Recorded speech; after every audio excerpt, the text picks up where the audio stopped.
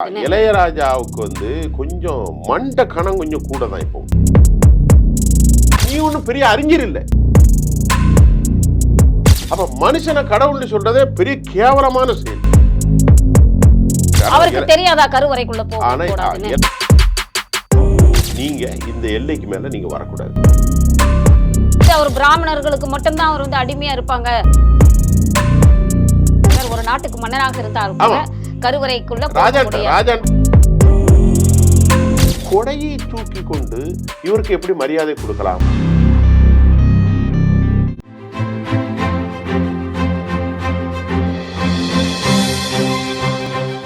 GeM தொலைக்காட்சி நேயர்களுக்கு வணக்கம். இன்றைய அரசியல் ஆடுகளம் நிகழ்ச்சியினை சிறப்பிக்க வருகை தந்திருக்கிறார் மூத்த பத்திரிகையாளர் திரு சுஃபியான் சார் அவர்கள். அவரை வரவேற்போம். வணக்கம் சார். வணக்கம் சார். நேற்றைக்கு ஸ்ரீவில்லிபுத்தூர் ஆண்டாளம்மன் திருக்கோவிலில் ஒரு சம்பவம் நடந்தது. அதுவும் இசைஞானி இளையராஜா அவருக்கு ஒரு சம்பவம் நடந்ததா பரபரப்பாக ஒரு செய்தி வந்தது. நீங்களும் பார்த்துருப்பீங்கன்னு நினைக்கிறேன் சார். அதாவது அவருடைய பாடல்கள், அதாவது 4000 திவ்ய பிரபந்தம், திருப்பாவை, இது எல்லாமே இசை வெளியீட்டு விழாவாக அவர் ஒரு விழாவுக்கு இவரை கூப்பிட்டுருக்குறாங்க. இவர் போனார். அந்த கோவிலுக்குள்ளே போயிட்டு, அந்த கோவில் பிரகாரத்துக்குள்ளே போயிட்டு அந்த சேவிக்காமல் யாரும் வரமாட்டாங்க. ஸோ இவரும் போனார். இவருக்கு உண்டான மொத்த மரியாதையும் கொடுத்து தான் அங்கே இருக்கிற இவங்க குருக்கள்மார் எல்லாமே அழைச்சிட்டு போனாங்க. அப்படி இருக்கிறச்சா இவர் என்ன பண்ணியிருக்காரு, கருவறைக்குள்ளே போனதுக்கு முயற்சி பண்ணியிருக்கிறாரு. அதுக்குள்ளே அவங்க தடுத்து நிறுத்தப்பட்டிருக்கிறார். இப்போ பிரச்சனை. அவர் எதுவுமே பேசிக்கல. அவர் பெருந்தன்மையோட இன்னைக்கு வரல எந்த பிரச்சனையும் எந்த விதமான ஸ்டேட்மெண்ட்டும் அது குறித்து விடலை. ஆனால் இந்த செய்தி ஊடகங்கள் சும்மா இருக்குமா? இசைஞானி வெளியேற்றப்பட்டார், விரட்டி அடிக்கப்பட்டார், அவமதிக்கப்பட்டார், எப்படி எல்லாம் சொல்றாங்க. இந்த சம்பவத்தை பத்தி நீங்க என்ன சொல்ல வரீங்கன்னு உங்களுடைய கருத்தை சொல்லுங்க சார். அதாவது நீங்க கேட்ட கேள்வி சிறப்புமிக்க ஒரு கேள்வி. அதாவது அவமானங்களை ஒருவர் சுமக்கிறார் என்று சொன்னால் அது அவருடைய தனிப்பட்ட இயல்பு. வழிபாட்டு தலங்களுக்குண்டு, எல்லா வழிபாட்டு தலங்களுக்குன்னு ஒரு முறைமைகள் இருக்கிறது, விதிமுறைகள் இருக்கு. இஸ்லாத்திலையும் இருக்கு, அது காலம் காலமாக பின்பற்றப்பட்டு வருகிறது. கிறிஸ்தவத்திலையும் இருக்கு, கண்டிப்பா ஹிந்து மதத்திலையும் இருக்கு. உலகத்துல விதிமுறைகள் இல்லாத மதமும் இல்லை, செயல்பாடும் இல்லை. நல்லா கவனிங்க. இப்ப ஹிந்து மதம் ஏன் அதிகம் விமர்சனத்துக்கு உள்ளாயிருக்கிறது? அதுதான் கேள்வியா இருக்கு. இப்போ ஒன்று, சனாதன தர்மத்திற்கு எதிராக தமிழ்நாட்டில் அதிக குரல்கள் ஏன் வருகிறது? ஒன்று. இப்ப இளையராஜா அவர்களை பற்றி நாம தெரிஞ்சுக்கிடணும். இளையராஜா அவர்கள் பண்ணைபுரம்ங்கிற தேனி மாவட்டத்தை சேர்ந்த எளிய பின்னணி கொண்ட ஒரு சமூகத்திலிருந்து வந்தார்கள். அவர்கள் ஒரு சிறந்த இசை கலைஞர். இந்த நூற்றாண்டில் அவரை போன்ற ஒரு இசை கலைஞன் இருக்கவே முடியாது. அப்படிப்பட்ட ஒரு இசை கலைஞர் அவருக்கு தமிழ்நாட்டில் இருக்கக்கூடிய தமிழ் ஆர்வலர்கள்ட்ட ஒரு முரண்கள் உண்டு. குறிப்பாக பிற்படுத்தப்பட்ட சமூகத்திலும் தாழ்த்தப்பட்ட சமூகத்திலும் அவர் மீது என்ன முரண்கள் உண்டு என்றால், அவர் ஒரு தீவிரமான ஹிந்து சனாதனவாதியாக தன்னை அறிவித்துக் கொள்கிறார். பெரியாரை கூட முன்பு பெரியாருக்கு மாலை போட மாட்டேன்னு சொன்னார். இப்ப அவர் தன்னை ஒரு தீவிரமான ஹிந்து வாதியாகவும் ஹிந்து அனுஷ்டானங்களை அதை போன்று மூகாம்பிகை கோயிலுக்கு செல்வதையும் ஒரு முறை கூட சொன்னார். மூகாம்பிகை கோயிலுடைய நடந்த சமம் அவர் நம்புகிறார். அவர் வீட்டில் ஒரு சிறிய குண்டூசி விழுந்தாலும் கூட ஜோசியர்களை கூப்பிட்டு உடனடியாக பரிகாரம் செய்யக்கூடிய அளவிற்கு ஹிந்து மத அனுஷ்டானங்களை அவர் நம்புகிறார். நம்புகிறார், பின்பற்றுகிறார். நம்புறதுனால பின்பற்றுவாங்க. அப்படிப்பட்டவங்க சிறுவில்லிபுத்தூர்ல ஆண்டார்ல நீ சொன்ன மாதிரி அவருடைய பாடல்கள், முக்கியமாக சிறுவில்லிபுத்தூர் ஆண்டாள்ல அது நாட்டிய அஞ்சலியாக அதுக்கு அஞ்சலி அஞ்சலி இல்லை, அதாவது அது ஒரு விஷயம் நடக்குது, ஒரு ஃபங்க்ஷன் நிகழ்ச்சி. ஏன் சொன்னீங்கன்னா இது மார்கழி மாதம். மார்கழி மாதத்துல நேற்றுக்கு தான் மார்கழி மாதம் பிறந்தது. அதுல திருப்பாவை படிப்பாங்க எல்லா கோயில்கள்லயும். இப்ப அந்த நாட்டியாஞ்சலியுடைய ஹீரோ யாருன்னா திரு இளையராஜா அவர்கள். அவர்கள் தான் அந்த பாடல்களை, நீங்க திவ்ய பிரபந்தத்தை சொல்றீங்க, 4000 திவ்ய பிரபந்தம். 4000 திவ்ய பிரபந்தம் அது இந்து மதத்துடைய சிறப்புகள் அவையெல்லாம் வைத்து அந்த கோயிலுக்கு ஜீயர்கள் அழைத்து செல்கிறார்கள். ஜீயர்களோடு உலா வருகிறார். அழகாக பேசிக்கொண்டு கையிலே செல்போனை வைத்து கொண்டு கண்ணியத்தோடு ஒரு 82 வயது முதியவர், அவர் ரொம்ப ஆக்டிவான ஒரு பர்சனாலிட்டி போய்கொண்டிருக்கிறார். ஒரு குறிப்பிட்ட எல்லைகளுக்கு மேல் அவரை அங்கே அனுமதிக்க மறுக்கிறார்கள் நிர்வாகம். ஏனப்பா அப்படின்னு கேட்டா, அது என்ன மண்டபம்? குறிப்பிட்ட எல்லை அப்படின்றது கருவறை. கருவறை உள்ள வந்து சுவாமி இருக்கும் இல்லைங்களா, அதான் கருவறை. மூலவர் உற்சவர் அல்ல, மூலவர். அதான் உற்சவர் என்பது வெளியே வந்து திருவிழா காலத்துல வந்து அந்த மக்களை சந்திப்பார். அதாவது எல்லா வீதி உலா வரக்கூடியவர் தான் வீதி உலா வருவாங்க உற்சவர். மூலவர் அப்படி இல்லை. மூலவர் எப்போதுமே எங்கே இருப்பார், அதுதான் கருவறை. அதைத்தான் இந்து மதம் மிக சிறப்பாக போட்டுகிறது. அந்த கருவறைக்குள் முன்னால் அர்த்த மண்டபம் என்று ஒரு மண்டபம் இருக்கிறது, சிறிய அளவில். அந்த அர்த்த மண்டபத்திற்கு இவர் எதாச்சையாக பேசிக்கொண்டே மரியாதைக்குரிய ஜீயர்களோடு அவர் உள்ளே நுழைந்து விட்டார். உடனடியாக ஜீயர் அவர்கள் சொல்கிறார்கள், ஐயா நீங்கள் கண்ணியமானவராகத்தான் உங்களை நாங்கள் அழைத்திருக்கிறோம். அது என்ன சொன்னாரல்ல, நான் என்னுடைய செல்ஃப் இன்டர்பிரிட்டேஷன், என்னுடைய செல்ஃப் எனக்கு தெரியாது, நான் கேட்கல, தெரியாது. ஆனா அதற்கு பல நாளிதழ்கள்ல பக்கத்துல இருந்து பார்த்தவங்க எல்லாம் சொல்லியிருந்தாங்க, நீங்க இந்த எல்லைக்கு மேல நீங்க வரக்கூடாது, இது உங்களை இல்லை, யார் இருந்தாலும் வரக்கூடாது, இளையராஜா மட்டுமல்ல எந்த ராஜாவா இருந்தாலும் வரக்கூடாது, இதுதான் ரூட் அப்படின்னு சொன்னதாகவும் அவர்கள் அர்த்த மண்டபம் எந்த ராஜான்னு இல்லை சார், ஒரு நாட்டுக்கு மன்னராக இருந்தாலும் கருவறைக்குள்ள ராஜான்னு சொல்றேன். எந்த ராஜானா இளையராஜா இல்லை, எந்த ராஜாவா இருந்தாலும் ஆக போகக்கூடாது, இது எங்களுடைய கோயில் சனாதன விதிகள் அப்படியெல்லாம் சொல்லியிருக்காங்க. சொன்ன உடனே ராஜா அவர்கள் அந்த செய்தியை சொல்றேன், முகம் அதாவது சுருங்கிய நிலையில அவர்கள் வெளியே வந்து விட்டார். இளையராஜா வந்து அர்த்த மண்டபத்தினுடைய அந்த பார்டர்ல, அதாவது இந்த வாசற்படியில நின்றார். அப்ப படிகளையும் கூட அவர் மிதித்து நிற்கக்கூடாது, அதுகளும் ஆழ்வார்கள் உரியதான் அப்படின்னு சொல்றாங்களா. அந்த படிகள் இருக்கு பாருங்க, அந்த படிகள் கூட அதுவும் மிதிச்சு நிற்கக்கூடாதுங்கிற குரல் வந்திருக்கு. இரண்டாவது, இந்த ஜீயர்களில் பலர் எதிர்ப்பு தெரிவிக்கிறாங்க, கொடையை தூக்கி கொண்டு இவருக்கு எப்படி மரியாதை கொடுக்கலாம் என்ற ஒரு குரல்களும் அங்கே வருது. அது இளையராஜா கொண்டல்ல, எந்த செலிபிரிட்டியா இருந்தாலும் இந்த கொடை தூக்கி கொண்டு வருவது, சாமி வீதி உலா வரும்போது கொடை வரும், இல்லைன்னா ஜீயர்கள் வரும்போது வருவாங்க. ஆனா இளையராஜா என்பவருக்கு ஏன் கொடையை தூக்கிட்டு போறீங்க? அவர் 4000 பிரபந்தத்துக்கு வந்து ரொம்ப பக்தியோட வந்து எழுதியிருக்கிறாரு, இசையமைச்சிருக்கிறாரு இல்லைங்களா, அந்த ஒரு மரியாதையை கொடுக்கலாம். அது நான் சொல்லல, அந்த ஹிந்து மத வேதம் படித்தவர்கள் சொல்றாங்க, ஒரு சிலர் அப்போஸ் பண்றாங்க, வேதம் படித்தவங்க சொல்றாங்க, ஐயா இந்த கொடையை தூக்கி கொண்டு வரும்போது, சாமி ஊர்வலம் வரும்போது கொடையை தூக்கி வரும், ஏன் அந்த சாமரத்தை தூக்கிட்டு வருவார்கள். சாமி வரும்போது பல்லக்கில் வருவாரு, கொடையை தூக்குவாரு. ஜீயர்கள் வரும்போது கொடையை தூக்கும் போது இளையராஜாவை மட்டுமல்ல, மோடி வந்தாலும் அங்கே கொடை தூக்கக்கூடாது அப்படின்னு அந்த வேத அனுஷ்டானங்கள்ல வேத பரிசகர்கள், வேதத்தை நன்கு உணர்ந்தவர்கள் சொல்கிறார்கள்.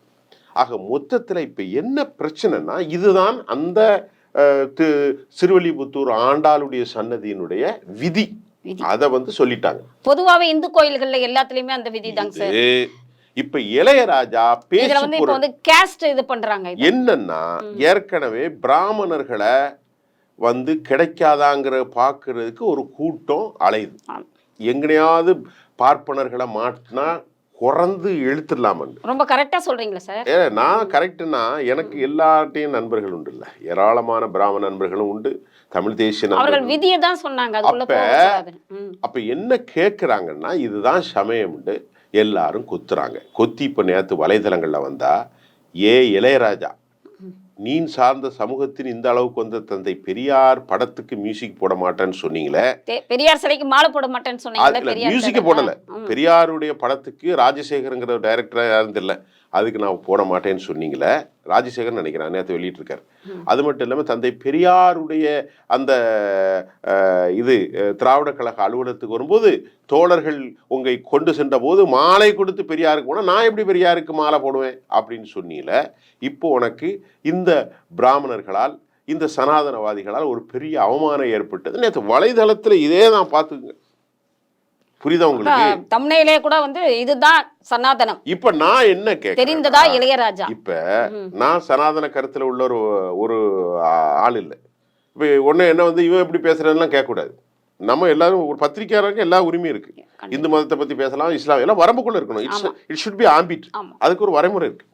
இப்ப எல்லா மதத்திலும் இந்த விஷயம் இருக்கு, கண்டிப்பா இருக்கு சார். இது இந்து மதத்துல மட்டும் இல்லை, எல்லா மதங்களிலும் ஒரு ரூல்ஸ் இருக்கு, அதாவது ஃபாலோ பண்ணணும்.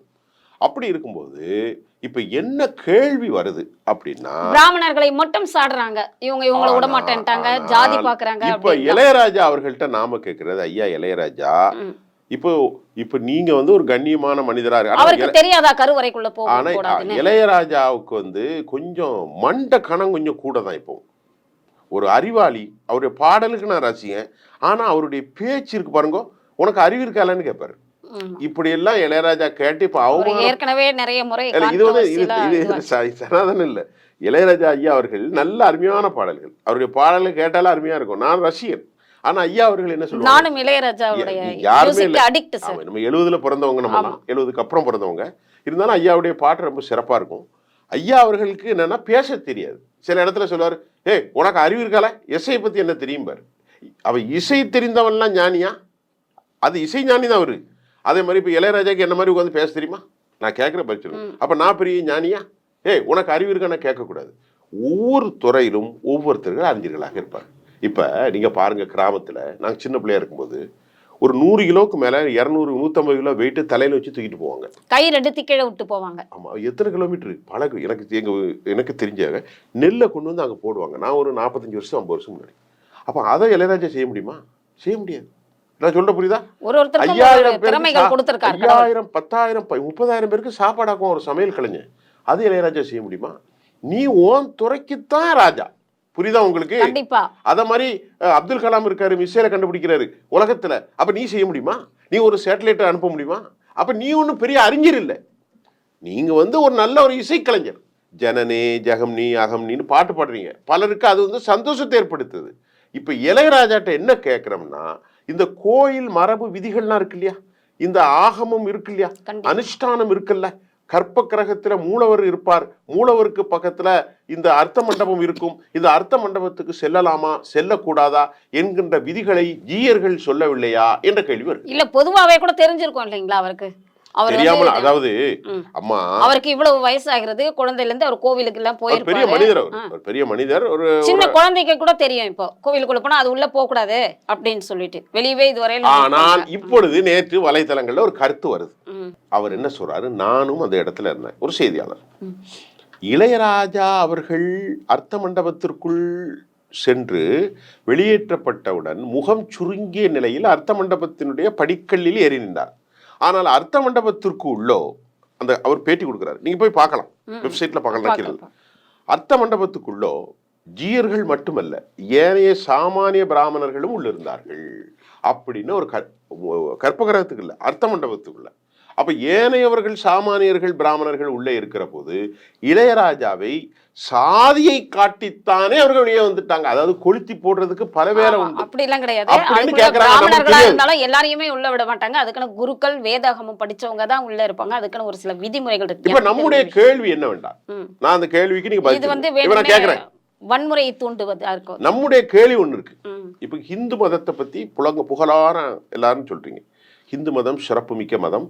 ஹிந்து மதம் வந்து பல விஷயங்களை உள்ளடக்கி இருக்கிறது. சனாதனத்தை அர்த்தமுள்ள இந்து மதம்னே கவிஞர் கண்ணதாசன் எழுதியிருப்பாரு. அதை போய் படிச்சாவே போதும். என்ன கேள்வி என்றால் 3 பாகமா எழுதியிருக்காரு. இப்ப இஸ்லாம் இருக்கு, நம்ம எல்லாத்தையும் கம்பேர் பண்ணி பேசுவோம். கிறிஸ்தவம் இருக்குல்ல, ஹிந்து மதம், அந்த மூணையும் பேசுவோம். இஸ்லாத்துல கூட நான் சொல்றேன், சொல்லுங்க சார். இஸ்லாமியர்கள் எல்லாம் ஒண்ணுன்னு சொல்ல மாட்டாங்க. நல்லா கவனிக்கணும். லா இலாஹ இல்லல்லா, இல்லை ஒரு கடவுள் அல்லாவை தவிர. there is a no god. இறைவன் அல்லாஹ் ஒருவனை தவிர வேறொரு கடவுள் இல்லை. லா இலாஹ இல்லல்லாஹ் முஹம்மது ரசூலுல்லாஹ். ஆனால் இஸ்லாமியர்கள்ட்ட போய் என்னப்பா நம்ம எல்லாம் ஒண்ணுதானேன்னு சொன்னா இல்லன்றோம். கண்டிப்பா ஒண்ணு கிடையாது, அவங்க ஏத்துக்கிட மாட்டாங்க. நீங்க சார் அங்க மசூதி இருக்கு இல்லைங்க சார், அங்க வந்து எங்களுடைய இதுல வந்து உடம்பு சரியில்லைன்னா குழந்தை அது வேற. அது இல்ல, இது நான் சொல்றேன் ஒண்ணு, எப்பா நாங்க சாமிக்கு படைக்கிறோம், சாப்பிட மாட்டான். நீ எந்த முஸ்லீம் சாப்பிட மாட்டான். இல்லை ஒரு கடவுள் அல்லாஹுவை தவிரனா அல்லாஹுக்கு கட்டுப்பட்டவர்கள் சிலை வழிபாட்டை பூஜிப்பதை நாங்கள் சாப்பிட மாட்டோம்னு மறுத்துருவாங்க. அப்ப அது அந்த மதத்தினுடைய அடிப்படை கூறு. நான் சொல்றேன், அந்த விதியை அவங்க ஃபாலோ பண்றாங்க. இல்ல, அடிப்படை கூறு. இந்த அடிப்படை கூரை இறைவன் அல்லாஹ் அல்லாதவற்றை வணங்கினவர்கள் லா இலாஹ இல்லல்லாஹ். நான் எல்லா மதத்தையும் பேச போறேன், இந்து மதத்தை மட்டும் பேச போறேன். நானும் என்னுடைய கருத்தை வைக்கிறேன். உங்க கருத்தை வைங்க. இப்ப நம்ம மக்களுக்கு போய் சேரணும். பாருங்க, இங்க பாருங்க, நான் சொல்றத கொஞ்சம் விடுங்க சகோதரி, நீங்க தான் நிகழ்ச்சியாளர். அம்மா கேளுங்க. அப்படி சேப்பா ஐயப்பன் கோயில்ல இருந்து பூஜை திங்க மாட்டேன் சார், முஸ்லீம் ஏத்துக்கிட மாட்டான். திருப்பதி லட்டு நோ சார், நம்ம எல்லாரும் ஒன்னா இருப்போம் சார். அல்லாவுக்கு இணை வச்ச பொருளை நான் திங்க மாட்டேன் சார். நாகூர்ல இருந்து பூந்தி வந்தா அதையும் திங்க மாட்டான். ஏன் சார்? திருப்பதி பரவாயில்ல, ஐயப்பன் பரவாயில்ல, நாகூர் உங்க சாமி தானே. நோ நோ நோ, அது செத்து போன சமாதி. யாரு பாய் சொல்றான், அது செத்து போன சமாதி எலும்பு, அதெல்லாம் இஸ்லாத்துல கிடையாது. அப்போ அஜ்மீர், அதையும் சாப்பிட மாட்டேன். ஒன்னா, ஆக இஸ்லாமியர்களின் அடிப்படை கூறு என்னவென்றால் இதுதான், நல்லா புரிஞ்சுக்கோ. ரெண்டாவது, கிறிஸ்தவர்கள் இருக்காங்க இல்லையா, தட்டுங்கள் திறக்கப்படும், கேளுங்கள் கொடுக்கப்படும். அருமையான பாட்டு, கேளுங்கள் கொடுக்கப்படும். இயேசு சொன்னார். அவங்கள்ட்ட போய் சாமிக்கு படைச்சதை கொடுத்தா அவனு சாப்பிட மாட்டான். ஆனா நம்ம ஹிந்து மக்கள் இருக்காங்க இல்லையா, எல்லாத்தையும் கொண்டாங்க. அல்லாஹ் சாமிக்கு கொடுத்தாலும் வாங்குவாங்க. சாயந்தரம் பிள்ளைக்கு உடம்பு சொல்லுன்னா அல்லாஹ் சாமிகிட்ட போய் நிப்பாங்க. அதான் சார், அவர் பாய் நமாஸ் படிச்சுட்டு வந்துட்டு எங்களுக்கு ஓது விடுவாங்க. அப்ப கூட எங்களை மசூதிக்கு வெளியே தான் நிக்க வைப்பாங்க. ஒண்ணு என்னன்னா, ஏன் அப்ப எங்களை எல்லாரையும் உள்ள ஒரு கூட்டு நிமிஷம். மழையா இருந்தா கூட வெளியே தான் நிக்கிறோம். இந்து மதத்துக்கு என்னன்னா, இப்படியான அடிப்படையான ஒரு சித்தாந்த கூறு கிடையாது. ஏன்னா ஹிந்து மதம் பல மதங்களை உள்ளடக்கியது. நல்லா கவனிங்கோ, பல வேதங்களை உள்ளடக்கியது, பல சித்தாந்தங்களை உள்ளடக்கியது. நல்லா கவனிங்க. கடவுளை இல்லைன்னு சொன்னவனும் இந்து மதம், சனாதனமும் இந்து மதம், ஆடறுத்து பன்னி அறுத்து கடாய இருக்கிறவனும் இந்து மதம். நீ எந்த மதத்தை இந்து மதத்தை சொல்வீங்க? அப்ப இந்து மதம் வந்து எல்லா கூறுகளையும் ஏற்றுக்கொள்ளும். லா இலா இல்லல்லான்னா அல்லாஹ் சாமின்னு போய் நிக்குது, வாபரி மசூதின்னு போகுது, இயேசுவையும் வணங்குது, சனாதனத்தையும் வணங்குது, ஆடருக்கிறான கருப்பனுக்கு முனியாண்டிக்கு இதையும் இந்த மதம் ஏத்துக்கிடுது. அப்ப எதை நீங்க ஏத்துக்கிடுவீங்களா? இப்ப சனாதனத்தை பேசுவார், ஆடறுத்து சாமிக்கு எழுவரா, கருப்ப ரத்தம் குடிக்கிறான், மயான கொள்ள நடக்குது, இதுவும் காட்டேரி. அப்ப இந்து மதம் வந்து ஒரு மதம் அல்ல, அது பல சித்தாந்தங்களை உள்ளடக்கிய ஒரு கூறு. இப்ப என்ன பிரச்சனைனா, இளையராஜா சனாதனவாதிகளால், இப்ப அப்ப இந்து மதம் சொல்லக்கூடாது, சனாதனம் வர்சஸ் இளையராஜா. இளையராஜா எப்பொழுதுமே இவர்கள் வைக்கிற ஒரு பிராமண அடிமையாக அவர் இருக்கிறார். யார் வைக்கிறது? நம்ம சமூக வலைத்தளம். அதை ஏன் பிராமண அடிமையா நீங்க எடுத்துக்கிறீங்க? அவர் வந்து அதை வந்து இந்துக்களுக்கு உண்டான அந்த விதிமுறைகளை வந்து அவர் ஃபாலோ பண்றாரு, அதாவது மதிப்பு கொடுப்பேன் அப்படின்ட்டு அவர் வந்து ஓப்பனா சொல்றாரு. அதை வந்து அவர் பிராமணர்களுக்கு மட்டும்தான் அவர் வந்து அடிமையா இருப்பாங்க அப்படின்றது வந்து தவறான கருத்து. அவர் நம்புறாரு. யாரு? இளையராஜா. என்னன்னா, நல்ல கவனியம், இந்து மதம்னா கருப்பனோ அவங்க அம்மாவோ அவருடைய வாழ்ந்த பண்ணைபுரமோ வந்து இந்த சனாதனம்லாம் தெரியாது. அவங்க முனியாண்டி, கருப்பன், பேச்சி அம்மா, பண்ணாரி அம்மா, முண்டக்கண்ணி அம்மா, அப்படி ஒரு சாமி கிராமத்துல முப்படாரின்லாம் இருப்பாங்க. கருப்பசாமி. அதை கும்பிட்டு வளர்ந்த இளையராஜா தன் பெரிய மனிதராக 76க்கு பின்பு வந்த பிறகு நானும் பல ஹிந்து மக்களை பார்க்குறேன். செல்வம் வந்தா அவர்கள் இந்து மதத்தின் அடிப்படை அப்படி கறி சாப்பிட மாட்டேம்பாங்க. நல்லா கவனிங்க. ஏன்னா அவர் செல்வந்தர் ஆயிடுவார். சாதாரணமாக நம்ம ஊர்ல இருப்பாரு, அப்போ வரைக்கும் என்ன இருப்பாரு, எல்லாத்தையும் திம்பாரு, பண்ணிலேருந்து ஆடு மாடு. கொஞ்சம் செல்வம் வந்து பெரிய பில்டரா, பெரிய ஒரு ப்ரமோட்டரா, அல்லது ஒரு பெரிய இசை கலைஞரா வந்தவொடனே, தொழில் அதிபர் ஆனோடனே, நான் இப்போ பதவி வரும்போது பணிவும் வந்து பதவி வரும்போது இவர்கள் சனாதனவாதியாக மாறுகிறார்கள். அப்ப அவங்க மனசுல என்ன சொல்லுதுன்னா, எல்லாம் பொய்டா, நம்ம அந்த நீங்க அது மாதிரி சொல்லக்கூடாது சார். நான் உங்களுடைய கருத்துக்கு நான் என்ன சொல்றேன்னா, அவங்க புரிஞ்சுக்கிறாங்க, they are realizing that. அப்புறமா என்ன பண்றாங்க, we should follow it. நம்ம வந்து சொசைட்டில வந்து நம்ம வந்து பெரிய ஸ்டேஜ்ல இருக்கிறோம், நம்ம ஏன் இத ஃபாலோ பண்ண கூடாது, இது எல்லாமே கரெக்ட் தானே அப்படினு. அதாவது அவர்கள் என்ன நினைக்கிறாங்க, ஹிந்து மதத்தினுடைய வேதங்கள்ல பிராமண வேத சனாதனம் தான் உண்மை நம்புறாங்க. அப்படி நம்புனாரு இளையராஜா. அந்த பிரிவு சொல்றாங்க நம்ம நம்பலாமே அப்படின்றாரு இளையராஜா. நம்புறாரு இளையராஜா. பிராமண வேதங்கள் சொல்லக்கூடாது, ஹிந்து வேதங்களை, வேதங்களை, ரிக் வேதம், யஜுர் வேதம், சாம, அதர்வண, ஆகம விதிகள், இந்த விஷயங்கள் எல்லாம் அவர் நம்புறாரு. அவர் பிராமண மக்களோடு இணைந்திருக்கிறார். அவரை கண்ணியப்படுத்தினாங்க என்பது வேறு விவகாரம். ஜீயர்கள் அவரோடு சமமாக இருந்தார்கள், பேசினார்கள், வந்தார்கள். ஆக இதை தவிர இதை ஒண்ணு இல்ல. இளையராஜா சுயாதீன பரீட்சை செல்ல வேண்டும். நேற்று எக்ஸ்தலத்துல பதிவு செஞ்சுட்டார். என்னுடைய சுய கௌரவம் நான் எங்கு இழக்கவும் மாட்டேன், என்னை யாரும் பறிக்கவும் முடியாது, என்னை வைத்து அரசியல் விளையாட்டு நீங்க விளையாடாதீங்கப்பா. கண்டிப்பா அவர் எக்ஸலத்துல அவருடைய பாதையில அவருடைய கருத்தை கரெக்டா தெளிவா சொல்லியிருக்கிறாரு. அதனால அவர் பெரியாருக்கு மாலை போடாம உங்களை அவமதிச்சாருன்னா நீங்க அவமானப்பட்டவங்க தான். அவரையே நீங்க பெரியாருக்கு மாலை போட நினைக்கிறீங்க. அவர் பெரியாருக்கு மாலை போட விரும்பல. அவர் வந்து பெரியாருக்கு மியூசிக் போட விரும்பல. அவர் சொல்லிட்டார், நான் இறை நம்பிக்கையாளன், பெரியார் இறைவன் இல்லை இல்லை இல்லை, கடவுளை கற்பித்தவன் முட்டாள். பாத்தீங்களா உங்களுக்கு என்ன கதி வந்தது அப்படின்னு கேட்டிருக்காங்க. அதனால பிராமண வெறுப்பும் அதிகரிக்கிறது தமிழ்நாட்டில். எங்கேயாவது ஒரு பார்ப்பன பிராமணர்களுக்கு வந்து தனியான ஒரு அடி அடி வன்முறை எல்லாமே எம்மா அடி அடி என்று அடிக்க வேண்டும் என்று பார்ப்பார்கள். இந்த விவகாரத்தில் நான் சொல்வதை நமது நேயர்கள் பார்த்து கொள்ளுங்கள். எல்லா மதத்திற்கும் ஒரு கூற்று இருக்கிறது. எல்லா மதத்திற்கும் ஒரு ஆம்பிட்டு வரம்பு, கொள்கை, சித்தாந்தம், ஐடியாலஜி இருக்கிறது. நான் இஸ்லாத்தை பத்தி சொன்னேன், கிறிஸ்தவத்தை பத்தியும் சொல்லிட்டேன், அதே மாதிரி இந்து மதத்தையும் பத்தி சொல்லிட்டேன். இதை நீங்க ஏற்றுக்கொண்டால் நீங்கள் சனாதனத்தோடு பயணிக்கலாம். நாங்கள் இப்படித்தான் இருப்போம், கருவறைக்குள்ள போக மாட்டோம், இந்த வரமுறையை எங்களுக்கு யாருமே போறது இல்லைங்க. நான் போனா கூட அங்கதான் நிப்போம். பள்ளிவாசல்ல போறான், அவன் பள்ளிவாசலுக்கு போறான்னு சொன்னா அவர் தலித் சமூகத்திலேருந்து வந்தாலும் கூட இப்ப மீனாட்சிபுரத்துல இருந்து நிறைய பேர் அல்லாஹு அக்பர்னு போய் மேடையில நிக்கிறான். அது அவன் மதத்துல சொல்லுது. கிறிஸ்தவ மதத்துல யாரும் போக முடியாது. கிறிஸ்தவ மதத்துல தனித்தனி இருக்கு. நாடார்களுக்கு ஒரு சர்ச்சி, வன்னியர்களுக்கு ஒரு சர்ச்சி, உடையார்களுக்கு ஒரு சர்ச்சின்னு இருக்கு. புரியுதா உங்களுக்கு? அந்த சர்ச்சில் அவங்க தான் ஃபாஸ்டா இருக்க முடியும். அப்ப இஸ்லாமிய மதத்துல ஒரு பெண் இமாமா ஆக முடியாது. நல்ல கவனிங்க. இஸ்லாம் மதத்துல நீங்க பெண்களுக்கு தொழுகிறதுக்கு உரிமை இருக்கு. இங்குள்ள பாயெல்லாம் தொழுக அனுமதிக்க மாட்டேங்க பள்ளியாசல்ல. நபிகள் நாயகத்துடைய காலத்துல நபிகள் நாயகம் தொலை வைக்கிறாரு. எல்லாரும் சமமா தான் இருக்காங்க. ஆண் பெண் எல்லாம் ஒன்னாதான் நீங்க பாக்கலாம். மெக்கா மதீனா போறாங்க ஹஜ்ஜுக்கு. அப்ப நான் தொழு வைப்பேன், எல்லா ஆணும் பின்னாடி நின்று தொழுவுனா தொழ முடியாது. ஆண் தான் அங்கே முன்னுதான். நல்ல கவனிங்க. இமாமாக இஸ்லாத்தை பொறுத்தவரை ஆண் தான் இருப்பார். அதே மாதிரி சர்ச்சில பிரசங்கம் செய்யலாம். ஆனால் தலைமை பாதிரியார் தான் இருக்காரு. இந்த பெண் பாதிரியார் அதையெல்லாம் ஏற்றுக்கொள்ளக்கூடிய மற்றவர்கள் இந்து மதத்துல இந்து மதத்தை மட்டும் இது பண்றாங்க. அதிக விமர்சனத்துக்கு உள்ளாகிற இந்து மதம் என்ன? இந்து மதம் மட்டும் தான். ஆனா இங்க நம்ம ரெண்டா பிரிக்கணும், பார்க்கணும். இந்து மதம் ஒன்று, பிராமண சனாதனம் ஒன்றாக இங்க பாக்குறாங்க. அதுக்கு பல நீண்ட சப்ஜெக்ட். பிராமண சமுதாயம் சனாதனம் அப்படின்றது இல்ல சார். இது ஒரு கோவில் வழிபாட்டு தலம். வழிபாட்டு தலத்துல ஒரு சில விதிகள் விதிக்கப்பட்டிருக்கும். அதை நம்ம ஃபாலோ பண்ணணும். அதுதான் நான் என்ன சொல்றேன்னா, ஒரு ரூல்.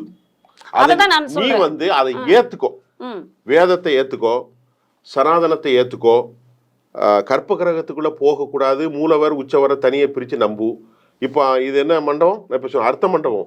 இந்த ரூல்ஸுக்கு மேல போகக்கூடா, நான் அப்படித்தான் இருப்பேன், இதுதான் என்னுடைய மண்டபம்னு சொன்னா நீ அதை ஏற்று பயணிக்கிறதுல எந்த சிரமமும். அதை இளையராஜா ஏற்றுக்கிறார். இளையராஜா அதை உறுதியாக நம்புகிறார். என்னை வைத்து அரசியல் செய்யாதீர்கள் என்று சொல்லிவிட்டார். அதோட அந்த பிரச்சனையை முடிஞ்சு போச்சு. இதுதான் என்னுடைய கருத்து. இதுக்கு மேல நான் இளையராஜாவை விமர்சிக்க விரும்ப மாட்டேன். இளையராஜா இந்த ரூலை நடிகை கஸ்தூரி சொன்னது பாத்தீங்களா சார்? நீங்களே கடவுள் தானே சார், நீங்க உள்ள போலன்ட்டு ஏன் நீங்க வருத்தப்படுறீங்கன்னு. அவர் வருத்தப்படவும் இல்ல. அது மனுஷன் எப்படி கடவுளா இருப்பார்? ஒரு பாட்டு போட்டோன்னா கடவுள் ஆயிடுவாரா? அதான் அந்த பைத்தியக்காரத்தனமா அந்த அம்மா பேசிட்டு இருக்கும். ஒரு பாட்டு போட்டோன்னா ஜகனே ஜகனேன்னு கடவுள் ஆயிடுவானா? கடவுள்னா என்னம்மா? இல்ல இதெல்லாம் அது கஸ்தூரிக்கு. அதான் சொல்றேன், சும்மா இருக்கிறவங்க எல்லாருமே ஒரு கருத்தை சொல்லி என்ன ஆதியானே அந்தம் நடுவாகி அல்லானே ஈர்த்தன்னை ஆட்கொண்ட எந்த பெருமானே கூர்த்தமை ஞானத்தால் கொண்டுணர்வாய் தம் கருத்தினை நோக்கரிய நோக்கே நுணுக்கரிய நுண்ணுணர்வே போக்கும் வரவும் புணர்வும் விழா புண்ணியனே காக்கும் என் காவலனேன்னு எழுதி வச்சிருக்கான். அப்ப இளையராஜாவுக்கு இதெல்லாம் செய்வாரா? இளையராஜா இந்த அடிப்படையில வருவாரா? உலகம் யாவையும் தாமுல வாக்களும் நிலைபெறுத்தலும் நீக்கலும் நீங்களா அழகிலா அழகிலா விளையாட்டுடையார் அவர் தலைவர் அன்னவருக்கே சரண் நாங்களே. இளையராஜா இதுக்குள்ள வருவாரா? அவர் ஒரு பாட்டை போட்டாரு, நல்ல பாட்டு எழுதிருச்சு. அப்ப மனுஷனை கடவுள்னு சொல்றதே பெரிய கேவலமான செயல். 3 சமூகம் தான் அதிக விமர்சனத்துக்கு உள்ளாவது இந்தியாவில். 1 பிராமணர்கள், 2வது முஸ்லிம்கள், 3வது தலித்துகள். ஏனென்றால் இந்த 3 சமூகம் தான் அதிகமாக ஒடுக்கப்படுகின்றது, அதிகமாக விமர்சிக்கிறதுக்காகிறது, அல்லது அதிகமாக ஆதிக்கமாக இருக்கின்றது. ஆதிக்கமாக இருக்கிறார்கள். பிராமண ஆதிக்கம் சொல்கிறார்கள். ராகுல் காந்தி சொன்ன மாதிரி அவ்வளவு பிராமணனும் PM அலுவலகத்தில் இருக்கான்னு அது ஒரு மதத்தில் விமர்சிக்கப்படுது. அது மாதிரி அங்க மாட்டுக்கறி தின்னா ஆட்டுக்கறி தின்னா முஸ்லீம்கள் பாகிஸ்தான்காரன்னு அவனை அடிக்கிறான். தலித்த அவனை அடிச்சு கோயிலுக்குள்ளேயும் போகல, இறந்து போன பணத்தை கூட புதைக்க முடியாத அளவுக்கு இன்னைக்கு கேவலப்பட்ட சமூகமா தலித் விரோதத்தில் இருக்கிறாங்க. ஆக இந்தியாவை பொறுத்தவரை இப்படித்தான் இருக்கிறது. சனாதனத்தை ஏற்றுக்கொண்டவர்கள் சனாதனத்தில் பயணியுங்கள். அதில் நீங்கள் விரும்புகிற அடிப்படையில் அதில் அவமானகரமாக நினைக்க மாட்டேன். இதுதான் எனக்கு ஆண்டாள் விதித்தாள் என்று இளையராஜா நம்பியால் அதை பற்றி கேள்வி கேட்க எவருக்கு உரிமை கிடையாது. அதாவது சனாதனம் குறித்து அதை இளையராஜா எப்படி ஃபாலோ பண்ணாரு, அது மட்டும் இல்லாம இந்துக்களுக்கு எந்த மாதிரியான பிரச்சனைகள் இருக்குது அப்படின்ட்டு ஒரு நேர்மையா நீங்க உங்களுடைய கருத்தை பதிவிட்டமைக்கு மிக்க நன்றி சார். வணக்கம் சார். நன்றி அம்மா, நன்றி.